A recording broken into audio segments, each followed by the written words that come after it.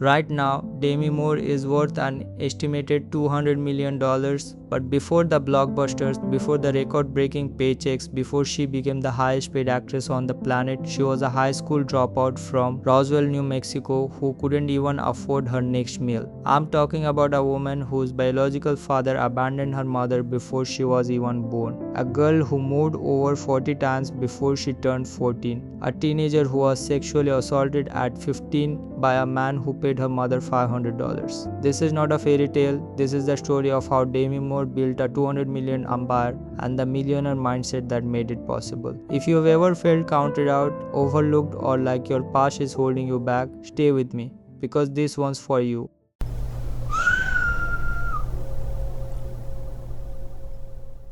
Demi Jane Gaines was born on November 11, 1962 in Roswell, New Mexico. Her mother, Virginia, was just a teenager. Her biological father, Charles Harmon, walked out after a 2-month marriage before Demi ever took her first breath. Virginia quickly remarried a man named Danny Gaines, and for years Demi believed he was her real dad. But the household was anything but stable. Both parents battled severe alcoholism. The family bounced from trailer park to trailer park, sometimes fleeing in the middle of the night. By the time Demi was a teenager, they had relocated more than 40 times, and then came the revelation that shattered everything. At 13, Demi learned that Danny was not her biological father. She later wrote, "It was like the ground disappeared beneath me, but it got worse." At 15, Demi was raped by a man who had paid her mother $500 for access to her. She dropped out of high school at 16, moved to Los Angeles alone, and began working as a model just to survive. Her stepfather would later die by suicide. Now, here is the first lesson of Demi Moore's millionaire mindset.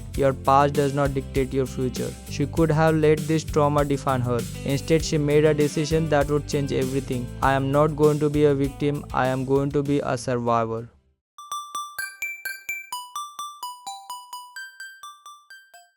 When Demi arrived in Los Angeles, she had nothing. She worked odd jobs including as a waitress and modeled to scrape by. But she had something that couldn't be taught: relentless determination. At 19, her husky voice and undeniable charisma landed her the role of Jackie Templeton on the soap opera General Hospital. It wasn't glamorous, but it was a foot in the door.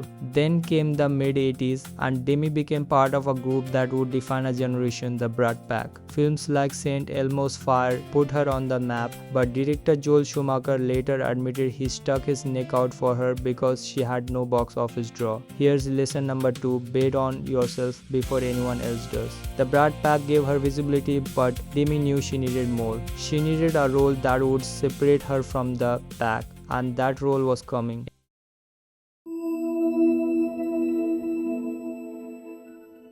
In 1990, Demi was offered the role of Molly Jensen in a supernatural romance called Ghost. The script was weird: a dead boyfriend, a psychic, a pottery wheel. She was initially hesitant, but she took the risk. She was paid just $350,000 for Ghost. The film went on to gross $505 million worldwide, making it the highest grossing film of that year. And just like that, Demi Moore was a star. But here's what I want you to notice: the disparity between what the film earned and what she took home. It was the kind of structural inequity she would battle for decades, and she was about to fight back in a big way.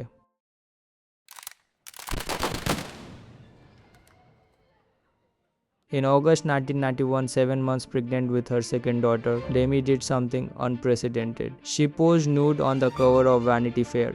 The image was a cultural earthquake. Retailers covered it with brown paper, talk shows debated whether it was empowering or exploitative. But the cover sold more copies than any issue in the magazine's history and permanently changed mainstream media. Demi wasn't just an actress anymore, she was a force, and her salary began to match. $3 million for A Few Good Men, $5 million for Indecent Proposal, $6 million for Disclosure. Then in 1996, she made history: $12.5 million for Striptease, the highest salary ever paid to an actress at that time. She had become the world's highest paid actress. Lesson 3: know your worth and don't be afraid to demand it.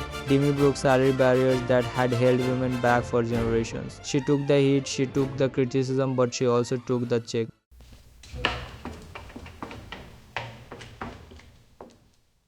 but success came with a target on her back. Striptease was savaged by critics. G.I. Jane underperformed at the box office. The media narrative flipped. Demi Moore was too ambitious, too demanding, a popcorn actress. Here's what they don't tell you about hitting rock bottom after reaching the peak. It's incredibly lonely. Demi stepped away from Hollywood. She moved to Idaho to raise her 3 daughters. She focused on being a mother while the industry she had conquered seemed to move on without her. In 2000, after 13 years of marriage, she and Bruce Willis finalized their divorce. The settlement, reportedly around $90 million in cash and real estate, would become a significant piece of her financial empire. But emotionally, it was devastating. Lesson 4. Sometimes stepping back is the most powerful move you can make. Demi chose her family over fame, and that choice would ultimately save her.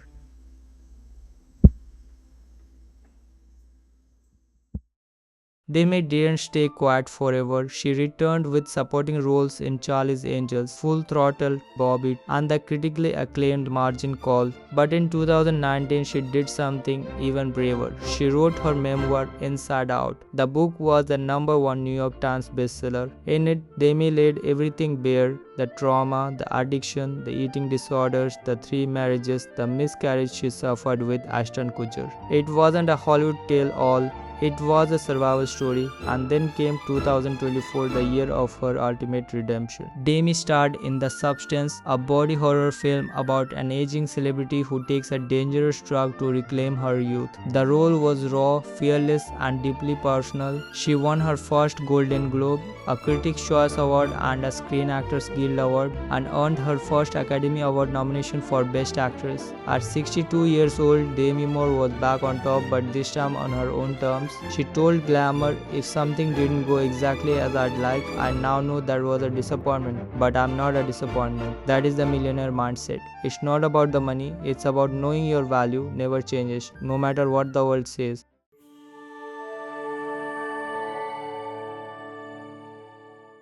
So how did Demi Moore build a 200 million empire? Let's break it down. 60 million in film salaries across 4 decades, 90 million from her divorce settlement with Bruce Willis, production credits on all 3 Austin Powers films, real estate investments including a New York penthouse that sold for $45 million, her memoir, brand partnerships, and smart investments. But here's the truth, the money is just a measurement. The real empire is the mindset, the resilience, the refusal to be defined by trauma, the courage to reinvent herself again and again. In 2025, people named Demi Moore the most beautiful woman in the world. She appeared on Time's list of the 100 most influential people, and she received a star on the Hollywood Walk of Fame. Not bad for a broke waitress from Roswell. If Demi Moore's story teaches us anything, it's this: your lowest moment is not your final chapter. You can lose everything and build it back. You can be counted out and prove them wrong. You can be broken and still become unstoppable. What part of Demi's story resonated with you the most? Drop it in the comments. I read every single one. If this video gave you a little extra fire today, hit the like button, subscribe, and I'll see you in the next one.